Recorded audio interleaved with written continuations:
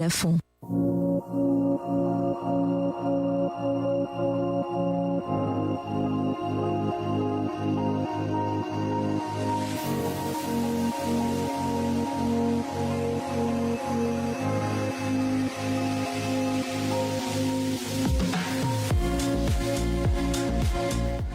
Et déjà 1 minute, madame, monsieur, à Dizanguet, dans la Sagara-Maritime, région du littoral, c'est la même heure partout au Cameroun. La cantine est avec vous, vous le savez, ça démarre tout de suite. C'est votre hebdomadaire d'échange avec votre institution hospitalière sur Radio Balafon. Et ce samedi, nous vous parlons des hépatites virales. Bon matin à toutes et à tous et bienvenue. L'hôpital La Quintini de Douala, toujours à votre écoute et encore plus proche de vous propose chaque semaine un programme d'éducation à la santé. Tous les samedis, un spécialiste répond à vos questions de santé. La Quintini avec vous sur Radio Balafon.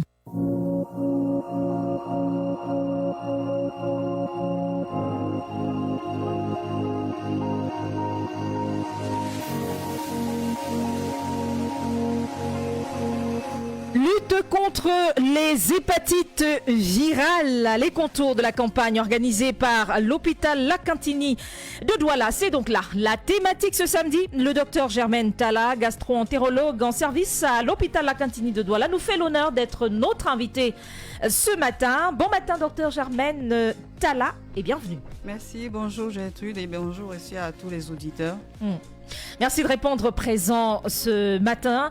Nous vous le rappelons, c'est un devoir. Chers auditeurs et auditrices, nous vous le rappelons donc que cette émission est la vôtre et même celle du personnel de la Quintini de Douala. N'hésitez donc pas à appeler pour participer ou alors poser des questions en lien bien sûr avec notre focus du jour. Notre invité vous répondra au 650 25 25 50. La Quintini avec vous, c'est une coproduction hôpital La Quintini de Douala. Radio Balafon, la supervision de ce programme est assurée par le professeur Noël Emmanuel Essomba et c'est sous la coordination de Georges Sémet et Frédéric Moutemed, la cellule de communication de l'hôpital La Quintini de Douala. La mise en onde ce matin, Ibrahim Donasabé, officier. À ce micro, Gertrude Fernande Bidjoka. Madame, monsieur, merci de nous recevoir chez vous.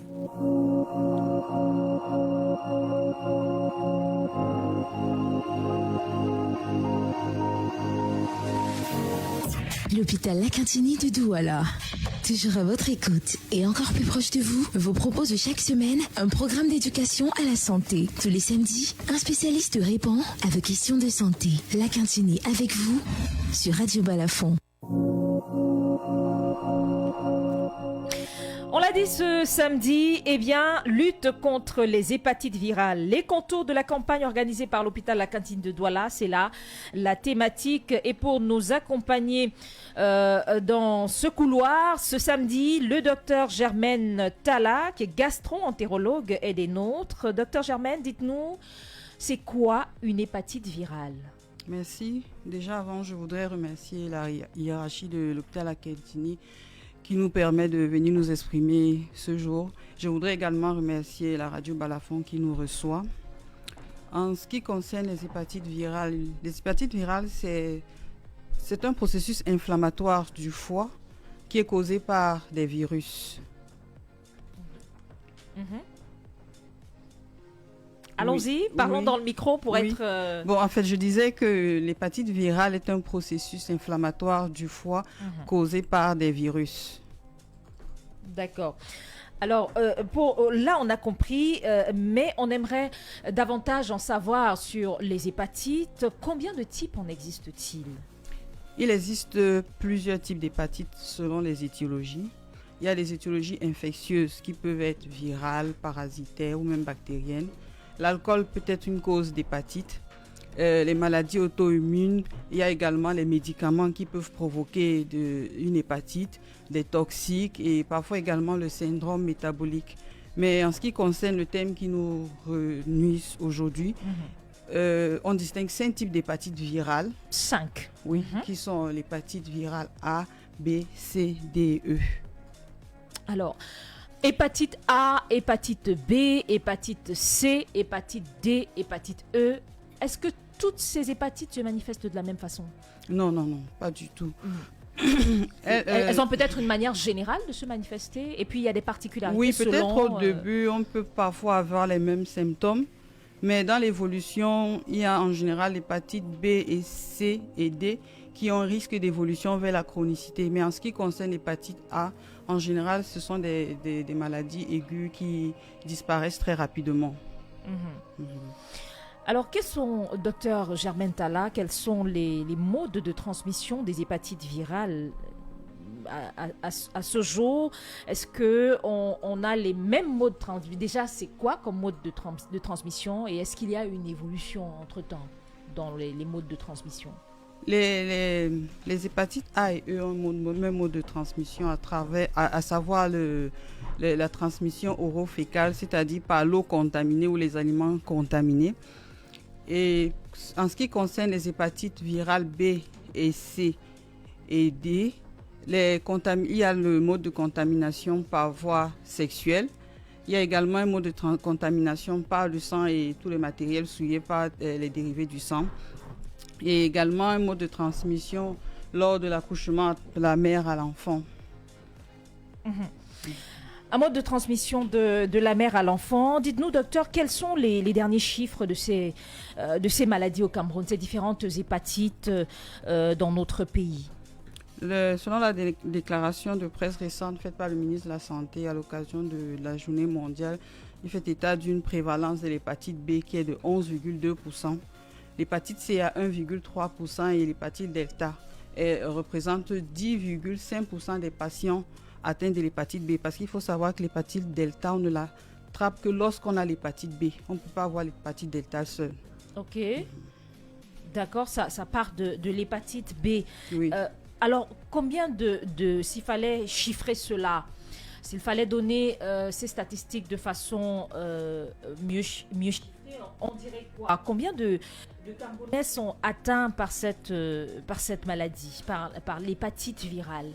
De manière générale, sans spécificité A, B, C, D, E, on dirait que... est-ce qu'on pourrait, par exemple, dire 5 Camerounais sur 10 en sont malades? En sont atteints? On pourrait le dire? 5 Camerounais sur 10, c'est un peu difficile, mais je dirais...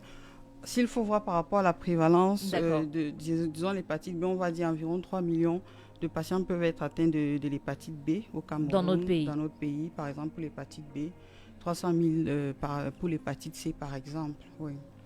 C'est dire qu'on a plus, on a plus de patients souffrant de l'hépatite B. Oui. Il y a plus de patients qui souffrent de l'hépatite B. Et ça, on a également pu le noter durant cette célébration avec le ministre de la Santé qui donnait des chiffres et parlait de plus de 13 000 concernant l'hépatite B. Nouveaux cas. 13 000 nouveaux cas sur le plan national et 3 000 pour ce qui est de l'hépatite C. Oui. Alors, est-ce qu'il y a une raison à ce qu'on ait autant de malades du côté B, l'hépatite B? La raison est beaucoup plus dans les modes de transmission parce que l'hépatite C se transmet plus par voie sanguine. D'accord. Et cette transmission s'est beaucoup plus faite avant les années 1990 parce qu'à l'époque, il n'y avait pas de précautions qui étaient faites sur les produits sanguins. Il y avait une réutilisation du matériel. Sans stérilisation. À ce niveau, les méthodes de prévention n'étaient pas encore bien effectives.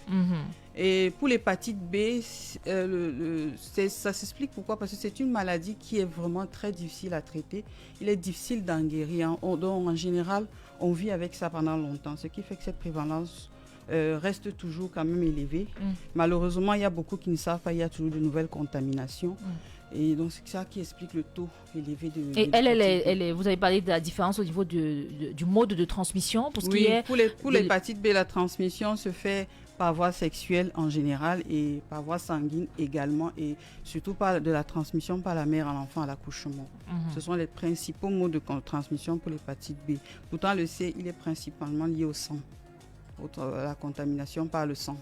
La sueur dans cette transmission-là a sa place? C'est pas, lorsque la virémie est très élevée, c'est pas impossible d'avoir, il faut le dire réellement, d'avoir du virus, surtout de l'hépatite B, pas l'hépatite C dans la sueur. Mais pour que la transmission soit faite, il faut qu'il y ait une lésion cutanée en quelque sorte. D'accord, au moment du contact de cette sueur. Oui, voilà, c'est pas au moment où on entre en contact avec cette sueur. Il faut qu'il y ait une lésion, une ouverture cutanée par exemple, que... C'est dire tout de même que dans cette sueur, on peut porter le germe de... Oui, c'est possible. Le surtout virus. Quand la virémie, donc quand le taux de virus est très élevé. Il finit par se retrouver dans la sueur. Oui, en petite quantité, c'est pas impossible. Et maintenant, c'est un liquide biologique. Moi qui suis une personne saine, j'ai une lésion et que j'entre en contact. C'est possible. Voilà. Vraiment oui. Mais le risque est très faible. C'est pas comme si ce serait avec du sang direct. D'accord. Ou bien, c'est plus faible. Ou un rapport sexuel. Voilà, par exemple. Non protégé. Alors, docteur, dites-nous, le thème de l'édition 2024 de la Journée mondiale de lutte contre les hépatites virales, c'était le 28 juillet dernier, comme tous les ans. Et je parle de la célébration, c'était le 28 juillet dernier. Et le thème pour l'édition 2024, c'est « Il est temps d'agir ». Et à l'hôpital La Cantine de Douala, on a organisé une série d'activités dédiées à cette journée-là, un peu comme on pourrait comprendre que l'hôpital La Cantini de Douala agissait, c'est-à-dire en droit de ligne avec le thème « Il est temps d'agir ». Docteur Germaine Talla, qu'est-ce qui concrètement a été prévu à cet effet? Déjà, je voudrais remercier le ministre de la Santé publique. Je voudrais remercier le ministre de la Santé publique à travers la direction de la lutte contre la maladie, les épidémies et les pandémies qui ont bien voulu mettre à notre disposition 5000 tests de dépistage. Et donc, à cet effet, nous comptons dépister le maximum de personnes contre les hépatites B. Oui, durant ces activités, il est également question de sensibiliser, d'informer sur les hépatites, sur les modes de transmission, sur la prévention qui existe, notamment le vaccin qui pourrait éviter des complications, des lourdes dépenses. On parle d'une série d'activités, c'est-à-dire qu'elle est censée démarrer à quel moment? Peut-être on va permettre à Frédéric Boutomé, qui est avec nous en studio, de la cellule de communication, bien sûr, de l'hôpital La Cantine de Douala, une série d'activités attendues en lien, bien sûr, avec cette journée dédiée aux hépatites virales. À l'hôpital La Cantine de Douala, à quoi on doit s'attendre? Bonjour d'abord Gertrude. Bonjour. Bonjour également aux auditeurs qui sont à la maison et ceux qui nous regardent sur la plateforme Facebook. Alors, ce qui va se passer à l'hôpital La Cantini pendant 3 jours, notamment du 12 au 14 août prochain, c'est qu'il y aura une forte mobilisation autour des hépatites virales.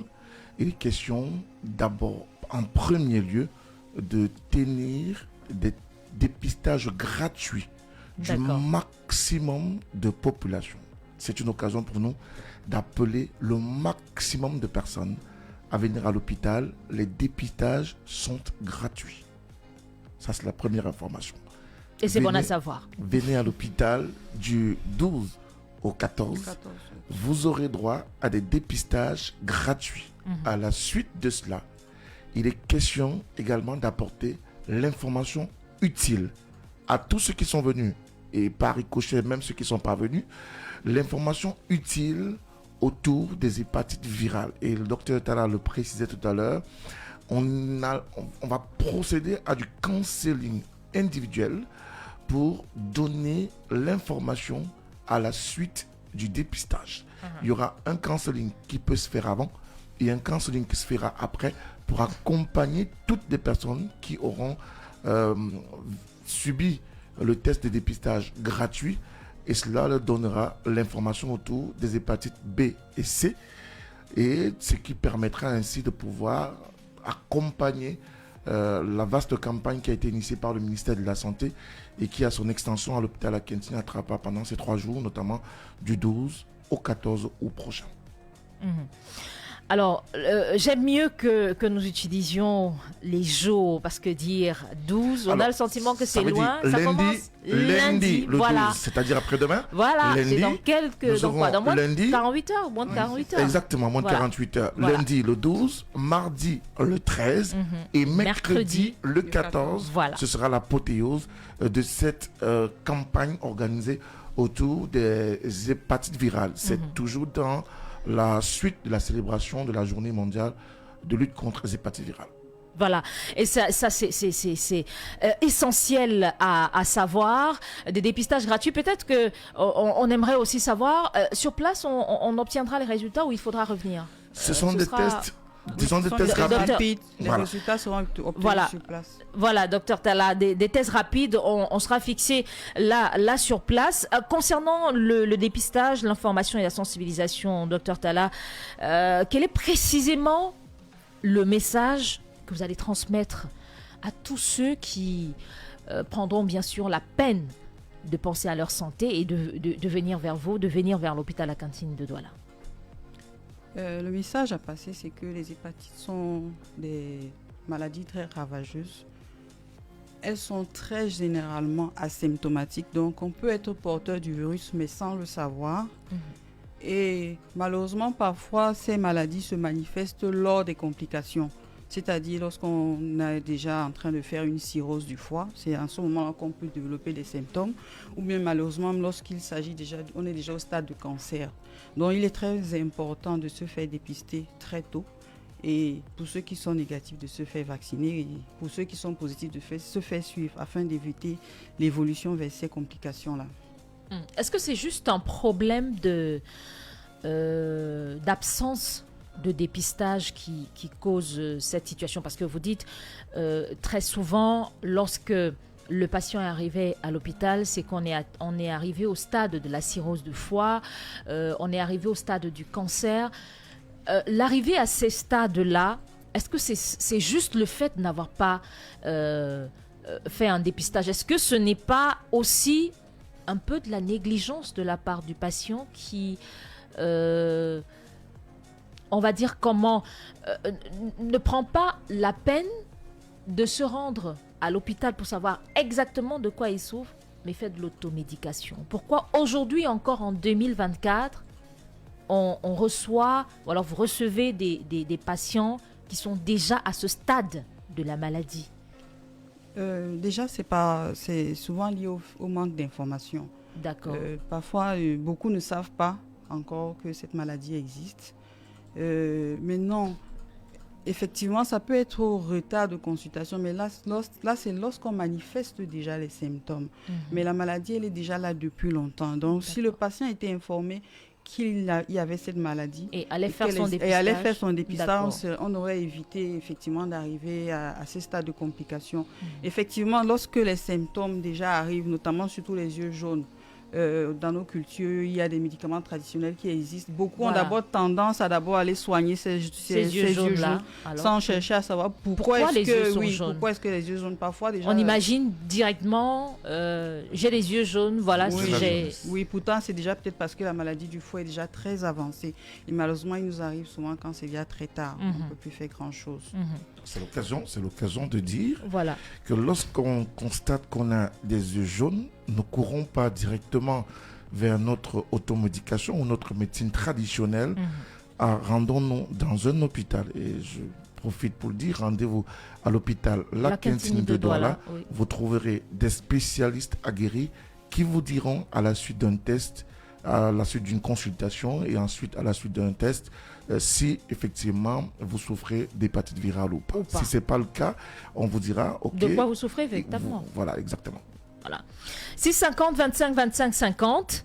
Le numéro de téléphone qui vous permet d'échanger avec notre docteur ce matin, docteur Talla, qui nous fait l'honneur d'être des nôtres ce matin, avec qui nous parlons d'hépatite virale. Elle est gastro-entérologue en service à l'hôpital La Cantine de Douala. Une préoccupation, une inquiétude, vous n'hésitez pas à composer le 6 50 25 25 50 pour échanger avec le docteur Talla. Docteur Talla, Tala, après avoir compris ce qui va être passé comme message à ces populations qui seront présentes, on aimerait quand même le savoir. Comment elles se soignent, les hépatites virales? Comment se déroule la prise en charge des maladies hépatiques? On l'a dit, ce sont les maladies du foie. C'est bien cela. Voilà. Comment est-ce que se déroule la prise en charge à l'hôpital La Cantini de Douala concernant ces maladies? Pour parler des hépatites en général, en ce qui concerne l'hépatite A et E, ce sont des maladies en général bénignes, dont le traitement est juste symptomatique, parce parfois elles guérissent même spontanément, on n'a pas besoin parfois de traitement. Mais ce qu'il en est des hépatites virales B, C et delta qui ont un risque d'évolution vers la chronicité, lorsqu'il y a une réplication, une activité du virus, il existe des médicaments qu'on appelle des antiviraux, et dont la durée du traitement varie selon le type de virus. Ça peut aller de 3 mois et parfois même à une durée indéterminée. Il y a des traitements que l'on prend toute la vie. Ah d'accord. Par rapport à ces hépatites. Alors après les dépistages gratuits qui démarrent lundi, alors dites-nous, les personnes dépistées auront-elles droit à ça on l'a dit, elles auront droit à leurs résultats sur le champ, c'est-à-dire vous avez parlé des tests, vous avez donné un terme, vous avez utilisé un terme? Test de dépistage rapide, l'hépatite B. Voilà, un test de dépistage rapide. Alors docteur Tala, que va prévoir la suite de la prise en charge ou alors du processus pour ces personnes-là qui seront arrivées et auront reçu leurs résultats? La suite prévoit déjà un post-counseling, parce que le dépistage, ce n'est pas seulement pour les personnes dépistées positives, mais c'est également pour celles qui sont négatives, puisque c'est ce qu'on recherche le plus. Donc ces personnes qui seront dépistées négatives sont invitées à se rapprocher d'un centre de vaccination pour se faire vacciner contre l'hépatite B afin d'éviter une nouvelle infection. Et maintenant, par rapport à ceux qui sont infectés, qui seront dépistés positifs, il y a un post-counseling.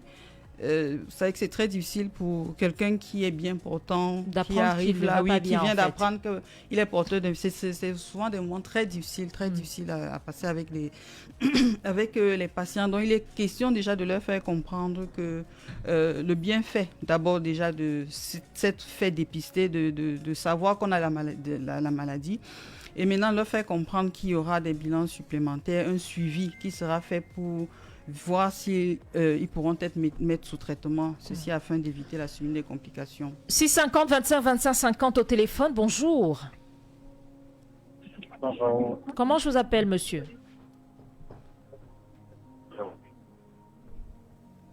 Allô? Comment je vous appelle? Herman, je vous appelle depuis Yaoundé. D'accord, Herman. Bienvenue, bonjour Yaoundé, on espère que le jour se lève dans de bonnes conditions. Dites-nous, le docteur Tala vous écoute. Oui, bonjour docteur déjà. Bonjour Herman. J'ai une question s'il vous plaît concernant les vaccins. Là. Après combien de temps à peu près on peut renouveler le vaccin quand on l'a déjà reçu auparavant? Il n'y a pas... en général, il faut d'abord suivre les taux. Le taux de... En fait, je te peux demander quelle est la durée. La durée, je dis que le vaccin, c'est pour combien de temps à peu près? Le vaccin, en général, après les doses, il protège à long terme. Maintenant, comme je disais, ce que je voulais dire en fait, c'est qu'après avoir reçu les 3 doses, il est important déjà de faire un test pour voir si on a développé les anticorps, parce que parfois ça ne marche pas. Et donc, s'il n'y a pas des anticorps, il faut reprendre les vaccins. Mais maintenant, lorsque on a des taux, si le taux est suffisant, en général, c'est pas souvent nécessaire de reprendre. Donc, il faut juste surveiller très souvent le taux d'anticorps.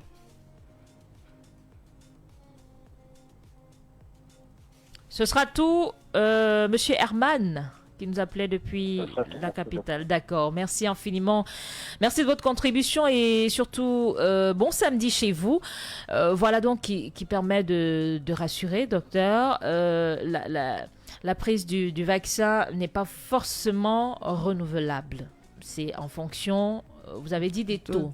Cette vérification de taux, c'est toujours des dépistages ou c'est un autre examen? C'est un test sérologique. D'accord, un test sérologique. Oui. Voilà. C'est bon à savoir. Au téléphone, allô, bonjour. Bonjour. Comment je vous appelle, monsieur? C'est monsieur Sato, j'appelle depuis Douala. Bienvenue, docteur Talla vous écoute. Bonjour docteur. Bonjour monsieur. Oui, vous avez parlé tout à l'heure du vaccin. Ça coûte combien? Est-ce que comme le test est gratuit, le vaccin est également gratuit? Non, nous ne faisons pas des campagnes de vaccination gratuites. Le prix varie en fonction, que ce soit dans un centre de vaccination ou à la pharmacie. Donc, je vous inviterai à vous rapprocher de l'hôpital La Cantine. Oui, des centres de vaccination ou bien de la pharmacie pour avoir ces prix. Donc, même auprès des pharmaciens, on peut nous donner le prix des vaccins? Oui, les vaccins, on les vend en pharmacie. Il y a des vaccins peuvent être disponibles en pharmacie. D'accord, merci. Merci à vous et bon samedi chez vous. Cet internaute qui demande, docteur Talla, quels sont les différents symptômes? C'est vrai que tout à l'heure, le docteur Talla précisait que à l'apparition des yeux jaunes, c'est pas déjà bon. On commence à être avancé. Mais l'auditeur aimerait savoir, Basile Thioyem, aimerait savoir quels sont les différents symptômes. Peut-être avant de revenir sur la question, on va prendre rapidement l'auditeur qui est au bout du fil. Avant d'y arriver à cette question-là, au téléphone, bonjour. Bonjour, madame. Comment je vous appelle, monsieur? Moi, c'est monsieur Ngameni. Monsieur Ngameni? Oui, depuis l'hôpital général de Douala. Très bien. Oui. Docteur Talla vous écoute. Oui, j'ai un cas d'un enfant à main avec vous avez parlé des yeux jaunes. Les yeux sont devenus jaunes et j'ai eu par l'occasion, une voisine est venue avec un produit indigène donné à cet enfant. Les yeux sont devenus encore plus jaunes. Encore blanc ou plus jaune? Oui, jaune, je dis bien jaune, c'était jaune. D'accord. Mais bon, quand c'est devenu, ça a changé. Okay. C'est quand vous avez parlé de ce côté-là que j'ai dit, mais donc ça pourrait être cette histoire, donc j'entends. Voilà pourquoi je vous appelle. Est-ce que les cas paraît comme ça? Ça peut devenir blanc et après la même maladie revient? J'ai pas bien, en fait, j'ai du mal un peu à comprendre. L'enfant avait les yeux jaunes, c'est ça. Oui. Et quand il a pris les médicaments traditionnels, c'est encore... Oui. C'est redevenu blanc. Pardon? C'est redevenu blanc. C'est redevenu blanc. Et il voudrait savoir si, à la réalité, il pouvait s'agir de l'hépatite et que ces médicaments ont essayé de faire le travail, mais que ça reprendra. Oui. Déjà, les yeux jaunes ne sont pas seulement causés par les hépatites. Il y a également des maladies du sang, telles que les hémolyses, qui peuvent entraîner des yeux jaunes. Donc, il est d'abord question de savoir pourquoi est-ce que cet enfant avait les yeux jaunes. Voilà. Et donc, je ne peux pas me prononcer puisque je ne connais pas exactement le bilan sanguin. Maintenant, est-ce qu'il ne devait pas normalement guérir de son ictère? Est-ce que c'est ce médicament que je ne crois pas trop? Mais bon, il faut vraiment voir, être au parfum du dossier pour pouvoir mieux s'exprimer. Mais si c'était une hépatite, ça reviendra. C'est cela? Il faut savoir qu'on guérit naturellement de l'hépatite. On peut guérir naturellement. Donc, je ne peux pas dire que ça reviendra forcément. Peut-être la personne peut être guérie de son hépatite. Voilà. Il y a juste des bilans à faire pour pouvoir être plus précis, pour dire vraiment les choses telles qu'elles sont. Je ne peux pas dire forcément. S'il est guéri, il ne refera pas son hépatite. D'accord. Mais s'il n'est pas guéri, c'est sûr qu'elle sera toujours là et pourra se compliquer plus tard. Donc, c'est une occasion de dire à monsieur de ramener son enfant à l'hôpital à Cantini. Docteur Talla est là. Elle va se faire le plaisir de vous recevoir et elle va consulter l'enfant et vous dira ensuite ce qu'il y a lieu de faire. Très bien, docteur. Très bien. Merci infiniment. Très bon samedi chez vous. Au 650 25 25 50, cet autre auditeur que l'on avait à l'instant, on va repartir sur la toile. Docteur Talla, très rapidement. D'abord, la première interrogation de Basile Thioyem. Quels sont les différents symptômes? Voilà. Bon, déjà, très souvent, il n'y a même pas de symptômes. On peut même vivre avec sans développer de symptômes. Maintenant, les symptômes peuvent apparaître à la phase aiguë, c'est-à-dire lorsqu'on vient d'être contaminé par le virus. On parle d'hépatite aiguë. Le patient qui présente des symptômes peut avoir une fièvre, nausées, vomissements, des douleurs abdominales, parfois une petite diarrhée. Très souvent, même ces symptômes sont souvent attribués à un palu. On pense même souvent, très souvent, on soigne même souvent un palu. Pourtant, c'est l'hépatite que le patient fait. Et puis, à 10 jours après cette période, c'est à ce moment qu'apparaissent les yeux jaunes qui vont peut-être persister pendant quelques mois et puis disparaître. Mais parfois, les yeux jaunes ne peuvent même pas, on ne peut pas avoir cette ictère ou bien ces yeux jaunes et passer inaperçu et on s'est dit que c'était un palu, pourtant c'était l'hépatite que l'on faisait. Ça, c'est la phase aiguë. Maintenant, lorsque le virus persiste plus de 6 mois dans le sang, on passe déjà la phase chronique de la maladie. Et cette phase-là peut évoluer pendant des années, 10, 20 ans. Vraiment, ça dépend du... La phase chronique. Oui, ça dépend du patient. Même à vie, puisqu'on peut l'avoir toute une vie. Ça dépend du patient. Et les manifestations, alors, dans ce cas, lorsqu'on est déjà au stade terminal d'évolution, c'est les signes d'une cirrhose du foie. Ça veut dire que le patient va présenter des œdèmes, un ventre qui va progressivement augmenter de volume et contenir des liquides. Parfois, le diagnostic même peut se faire après une émission de sang dont le patient vomit du sang et lors du bilan d'exploration, on constate en fait qu'il présente des complications qui sont liées à sa cirrhose, qui elle est due à une hépatite qu'il a eue depuis longtemps. Malheureusement, parfois, les manifestations peuvent être celles du cancer du foie, une douleur ou une augmentation du volume du foie, l'altération de l'état général. Michel Dassy sur la toile également, sur la page Facebook, écrit « Bonjour docteur Talla, j'ai pris le vaccin contre l'hépatite B. Est-ce nécessaire de me faire encore consulter ou alors vacciner à nouveau ?» Je pense qu'on a répondu tout à l'heure. Non, déjà, il faut s'assurer qu'il s'est fait dépister avant de prendre son vaccin, qu'il a fait son test, qu'il peut être sûr. Parce que... Ah d'accord, on ne prend pas juste le vaccin. Oui, non, on il faut d'abord être sûr qu'on n'a pas l'hépatite avant de se vacciner. Parce que beaucoup sont souvent surpris de développer des symptômes, pourtant ils ont fait la maladie. Maintenant, lorsqu'on fait ces doses de vaccin, à peu près 2 mois après, il faut vérifier si on a immunisé, si on a développé les anticorps, parce que parfois ça ne marche pas. Et donc il faut le test de sérologie dont vous parliez tout à l'heure. Pour voir si on a développé, parfois ça ne marche pas. Et donc dans ce cas, il faut refaire encore les doses de vaccin. Alors, Michel Dassy qui aimerait également savoir, la campagne du 12 au 14 août, c'est pour quelle hépatite? C'est hépatite B. Voilà, ça permet de préciser. Au téléphone, allô, bonjour. Allô? Bonjour, comment je vous appelle, monsieur? Bonjour. Comment je vous appelle? Allô? Oui, monsieur, bonjour. Félix Lagom depuis Bawan. Félix Lagom depuis Bawan. Bienvenue, Félix. Docteur Talla vous écoute. Félix Lagom depuis Bawan. Bonjour, docteur. Bonjour, monsieur Félix.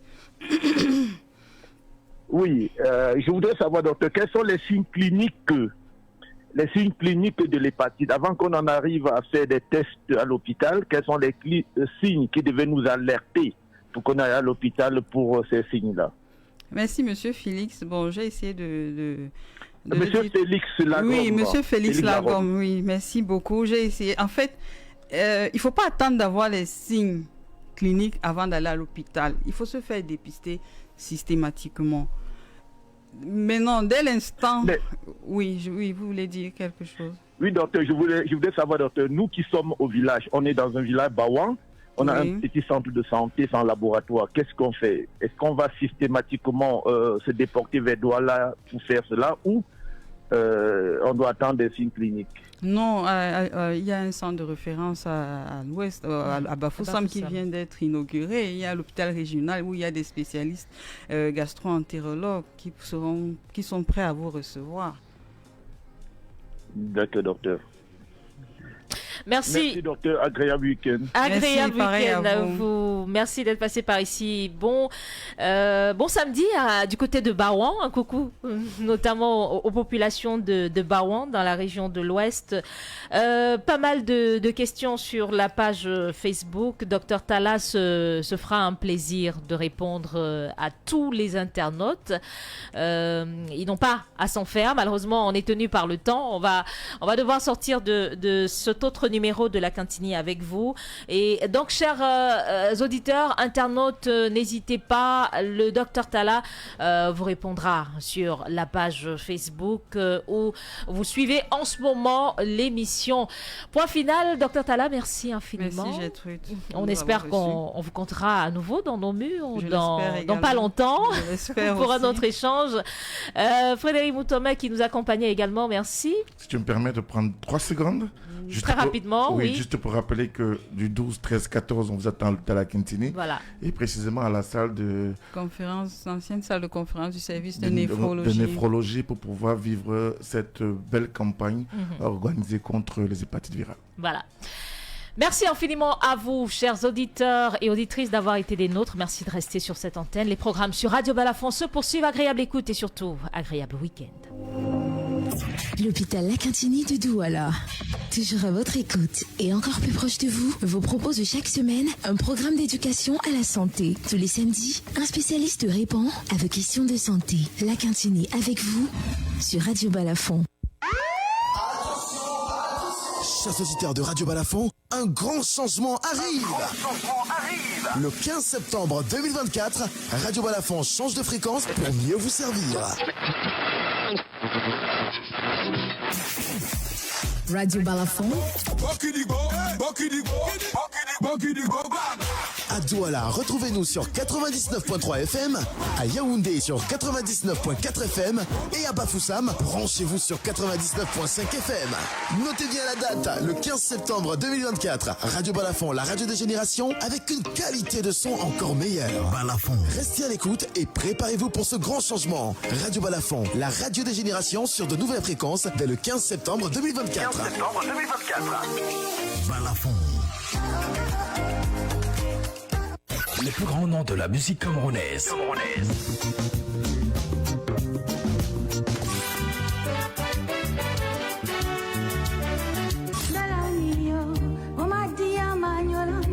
Les plus belles époques en musique.